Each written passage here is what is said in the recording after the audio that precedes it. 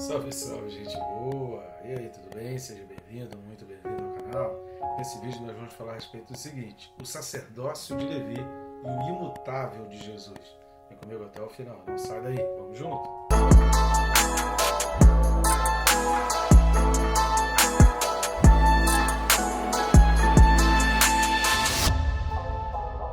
Só não deixe de se inscrever, peço sua ajuda aí rapidinho. Só clicar no botão aí inscrever, pronto, você já vai estar inscrito. E eu recomendo também clicar no sininho. Marcando a opção todas, você recebe a notificação a cada vídeo que é postado e assiste antes de todo mundo. Todos os dias às 6 da manhã nós temos essa mensagem, é a palavra de Deus comentada versículo a versículo. Um trabalho inédito, você não vai achar em nenhum outro canal, somente aqui, tá certo? Vamos lá, o texto desse vídeo, Hebreus capítulo 7, versículos 23 a 24. Carta aos Hebreus 7, 23 e 24 diz assim: Ora, aqueles são feitos sacerdotes em maior número porque são impedidos pela morte de continuar. Este, no entanto, porque continua para sempre, tem o seu sacerdócio imutável. Amém? Glória a Deus por isso. Abençoado sejamos cada um de nós pela leitura da santa e preciosa palavra do Senhor. Uma palavra muito importante, que a gente tem alguns pontos aqui que são fundamentais para o nosso entendimento. Antes da gente entrar a fundo no comentário desses versículos, não posso deixar de solicitar aí o seu apoio, a sua ajuda para o nosso canal, pedindo aí para estar alavancando o canal. Vamos aumentar o número de inscritos, o número de pessoas assistindo os vídeos, porque quanto mais pessoas assistindo o vídeo, pessoas inscritas no nosso canal aqui, a gente tem colocado aqui praticamente 100% é a palavra de Deus, significa que as pessoas vão estar em contato com a palavra de Deus. Como você pode fazer isso? Tem várias maneiras. Uma delas é o famoso triplo C: curtir, comentar e compartilhar. Curtindo e comentando, o YouTube já vai indicando ali no seu algoritmo para mais pessoas, ele entende que o vídeo é relevante. E compartilhando, você vai além do algoritmo do YouTube, porque tem pessoas que você vai compartilhar e que nem o YouTube sabe que poderiam assistir esse vídeo. Outra maneira também, você está ajudando não só o nosso canal, mas também o nosso ministério, é clicando em um dos links que estão aqui embaixo na descrição. Só abrir aí o ver mais aí da descrição, você vai achar alguns links e você vai poder estar adquirindo um ou todos os nossos livros que estão aparecendo, já estão começando a aparecer aqui do ladinho, a capa deles. Lá no link tem a sinopse, o assunto do livro. Eu tenho certeza que esses livros serão impactantes e transformadores na tua vida.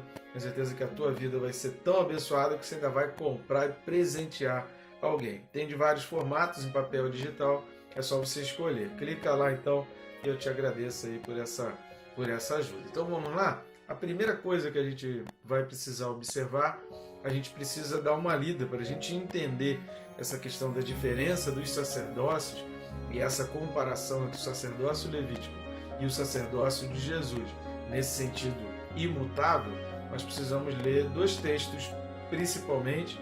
Recomendo a você ler os outros textos que estão sendo referências nesses textos. Se você tem uma Bíblia de estudo, vai ter lá referências, eu recomendo ler essas explicações, mas para efeito de tempo aqui, esses dois textos já dão para nós um norte muito importante e a gente vai ler apenas esses dois versículos, tá legal? O primeiro texto é em Números capítulo 18, versículos de 1 a 7. Números 18, de 1 a 7. Disse o Senhor a Arão: Tu e teus filhos e a casa de teu pai contigo levarei sobre vós a iniquidade relativamente ao santuário. Tu e teus filhos contigo levarei sobre vós a iniquidade relativamente ao vosso sacerdócio.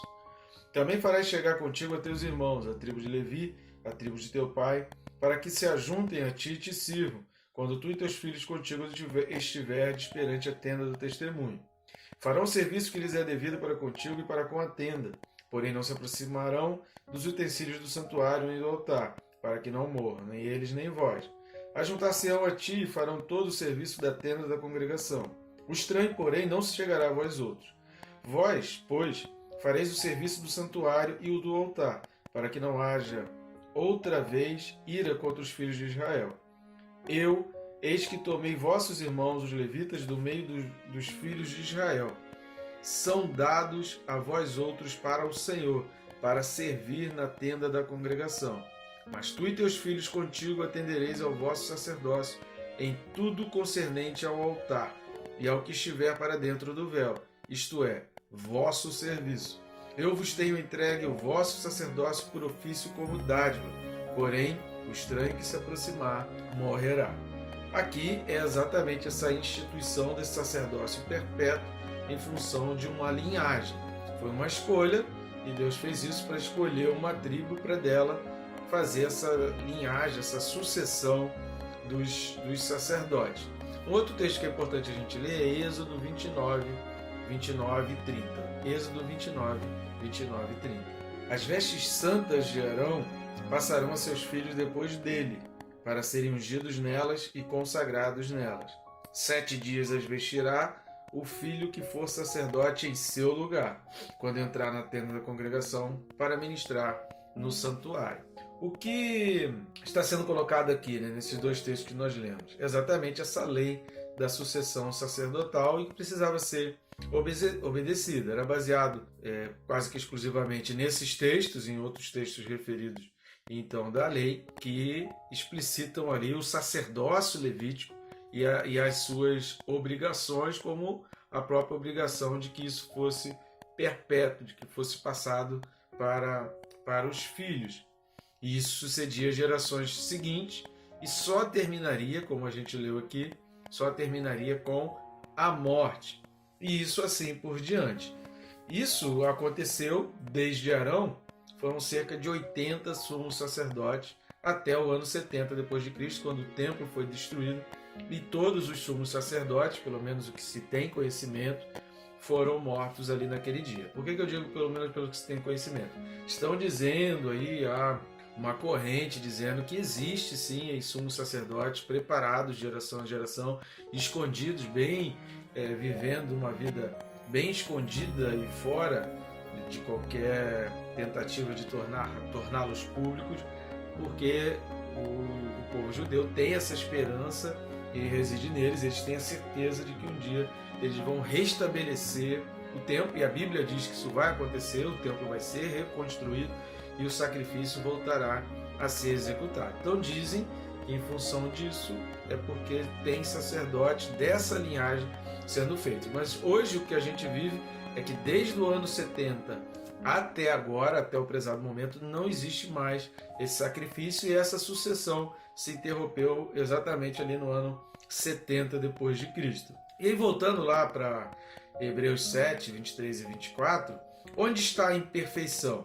Então a imperfeição do sacrifício e do sacerdócio levítico, como diz o próprio autor aí, em Hebreus 7, diz que aqueles são sacerdotes em maior número porque são impedidos pela morte de continuar. Então a imperfeição reside exatamente na falta de continuidade e porque a morte interrompe. Vamos dar uma lida lá em 1 Samuel, antes da gente continuar esse raciocínio.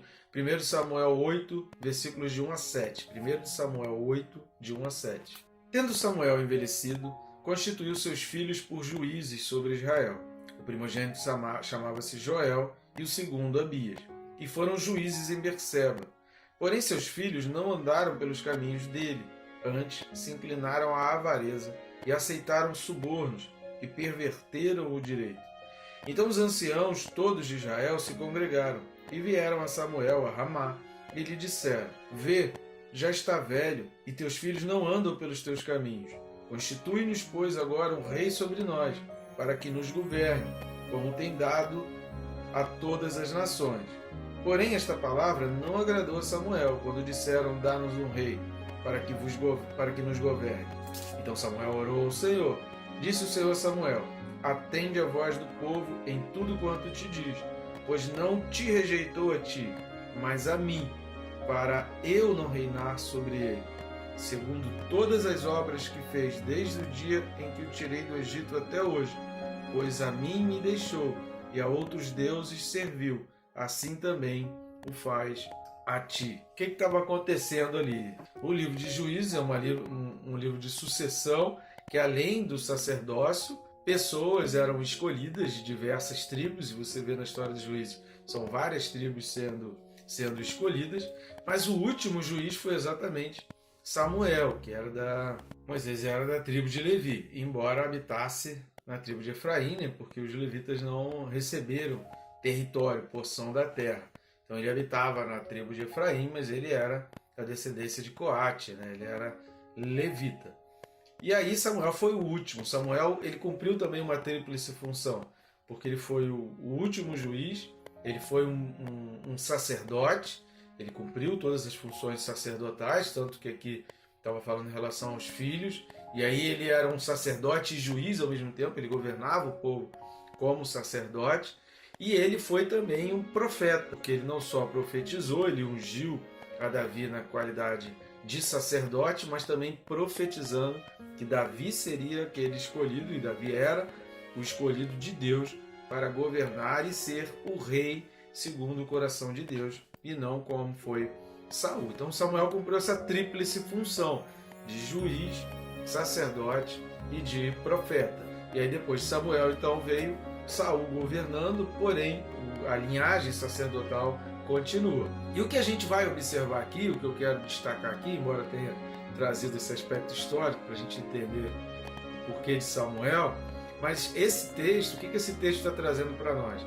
É que a sucessão, por que o autor dos Hebreus está falando que a morte era um problema de falta de continuidade, que com a morte não havia uma questão de continuidade daquele sacerdócio. Por quê? Porque com a morte, ao se levantar os filhos, era uma tremenda incerteza, porque os próprios filhos poderiam não estar cumprindo, não ser obedientes, estar fazendo coisas erradas, práticas erradas. Então, a cada sucessão sacerdotal era uma completa incerteza do que viria para acontecer. As pessoas ficavam, na realidade, aguardando porque ninguém sabia se aquilo que ia ser feito seria correto. Como o mundo estava crescendo, outros reinados estavam surgindo, o povo de Israel ficava assim, todos os reis, todos os povos da terra têm seus reis, todas as nações têm seus reis, nós não queremos ter esse governo político e territorial de um sacerdote, nós queremos um rei que governe sobre nós. E embora tivesse esse problema na família de Samuel, o povo, na realidade, queria prevaricar, queria não ser dirigido e não ter essa mistura para que eles tivessem essa possibilidade então de pecar. Por isso Deus fala para Samuel que não rejeitou a ele, mas rejeitou ao próprio Deus. Mal sabia que tudo aquilo estava apontando exatamente para Jesus, para a questão da rejeição de Jesus, porque Jesus foi rejeitado também da mesma forma pelo povo. Ele foi negado, ele foi levado à cruz e o povo clamava pela crucificação, porque rejeitava a Jesus como sendo aquele que iria governar o povo e dirigir o povo.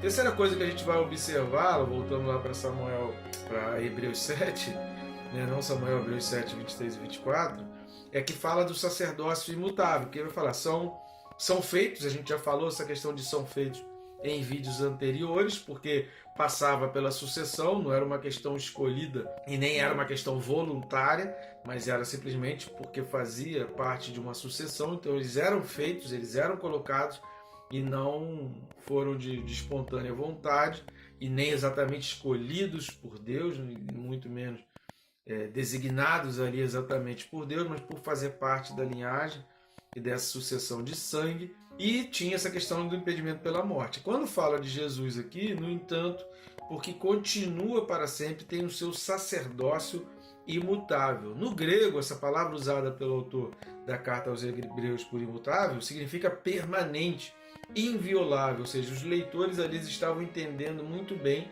porque aquilo indicava a eternidade do sacerdócio de Jesus Cristo. O que o autor estava querendo passar é que o sacerdócio de Jesus era imutável, era permanente, era inviolável, ninguém poderia retirar, arrancar, destituir ou desfazer. E ao chamar de sacerdócio, falar que ele era imutável porque ele era permanente, ele era eterno.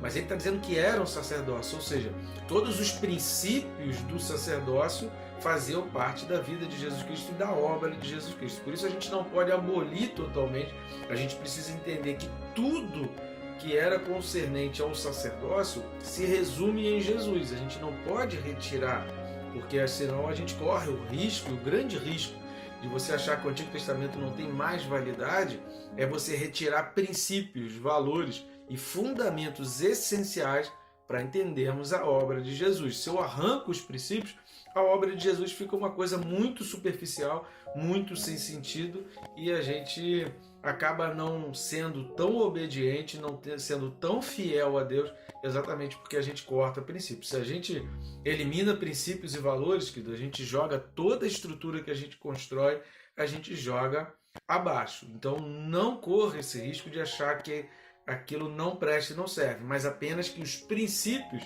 se resumem em Jesus. Eu não preciso mais pegar um pombo, um cordeiro, uma ovelha para sacrificar, para derramar o seu sangue, porque ao aceitar Jesus, tudo aquilo que era feito com sangue de animais já foi feito por Jesus. Então, quando eu oro, quando eu aceito a Jesus, quando eu me debruço aos pés de Jesus, é a mesma coisa que a gente está fazendo lá atrás, porque eu estou reconhecendo que Jesus ele tem aquele poder soberano e eterno para remir os meus pecados. Então, quais são os princípios que a gente não pode esquecer do sacerdócio, que o autor está dizendo que a obra de Jesus era sacerdotal, quando ele está falando que o sacerdócio era imutável, o que era imutável? O sacerdócio. Baseado em que ele estava dizendo do sacerdócio?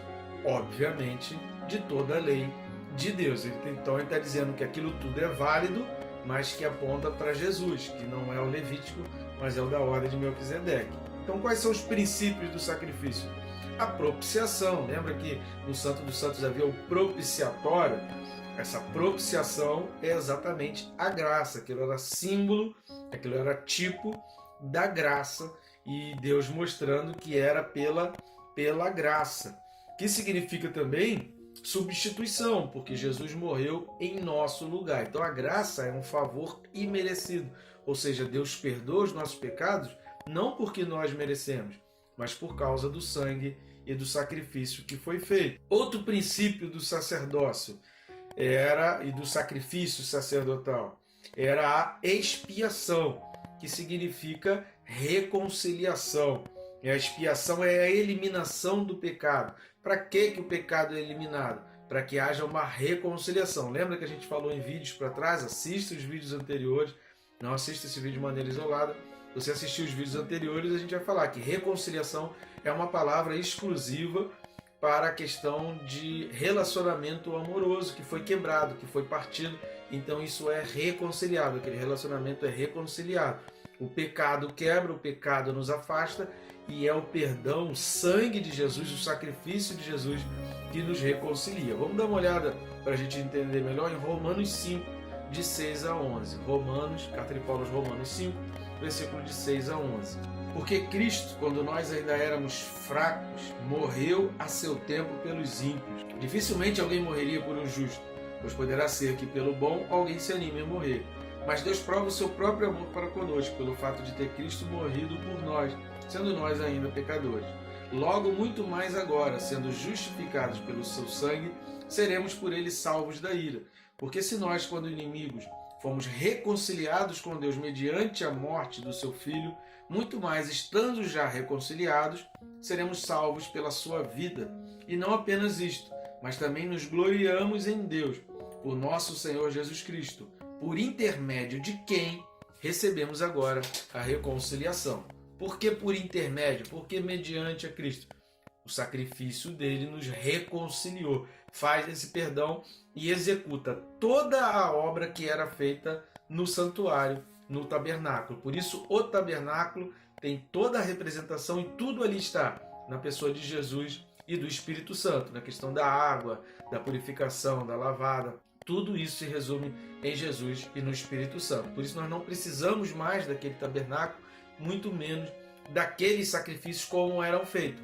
Mas nós precisamos do perdão, nós precisamos nos lavar, nós precisamos acender as lâmpadas do Espírito Santo, nós precisamos do pão da comunhão e viver em comunhão uns com os outros, e nós precisamos da remissão dos pecados, da propiciação, do sangue derramado para a salvação.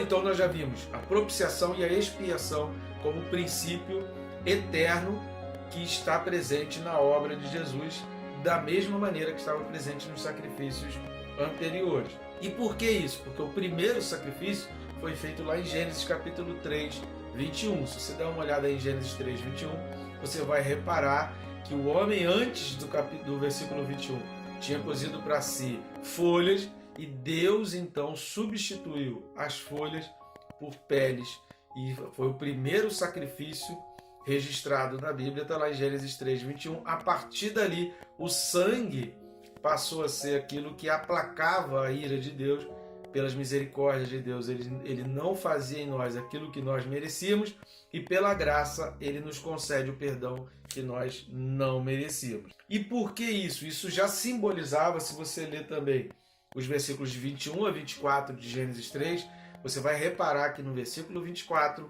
Deus ele não extermina o jardim do Éden, e Deus não põe fim ao jardim do Éden. Por isso, destruir, a Bíblia não fala que Deus destruiu o jardim do Éden. A Bíblia fala que Deus tirou Adão e Eva do jardim e colocou querubins para guardar. E o que isso traz de recado para nós? Que Deus está esperando a nossa volta, porque ele não terminou. O jardim do Éden ele continua.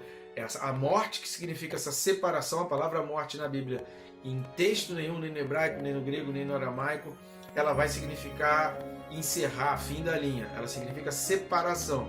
Aquilo foi a morte. Quando Deus prometeu que havia morte, aquilo foi a morte. Antes era tudo uma única dimensão, e por causa do pecado, Deus separou o jardim do Éden e colocou querubins, fazendo uma ruptura entre o que é espiritual e material, e agora nós não conseguimos ter acesso a esse mundo espiritual, a entrar de novo no jardim do Éden, a não ser pelo sangue de Jesus Cristo. Esse caminho de Jesus Cristo, o nome disso é reconciliação. E é por isso que nós precisamos do sangue para a remissão de pecados, porque o negócio é sério, e para que a gente tenha acesso de volta, a gente precisa do sangue. Deus, lá em Gênesis 3:24, está passando um recado para a humanidade. Eu espero por você aqui. Eu quero te encontrar de volta no jardim. Que Deus te abençoe, querido, rica e abundantemente.